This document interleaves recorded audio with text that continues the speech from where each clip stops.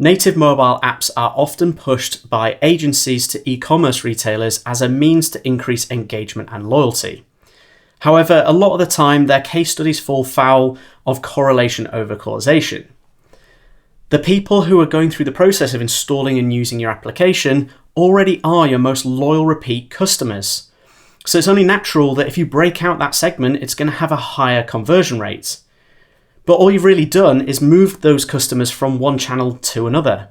Now I know what you're thinking, the web is nowhere near as capable as native apps. And this can be true, but every year the web gets more capable.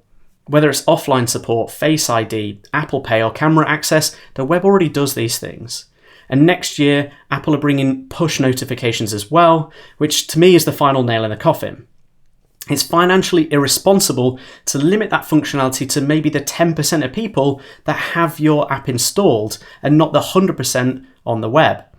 On the flip side, building features 3 times over, once for iOS, once for Android, and once for the web, doesn't make sense. My advice is to stick to a simple web view wrapper around your website and only build the functionality where the web simply cannot support it. That way you're going to reduce these overheads and give your customers 100% of the functionality wherever possible.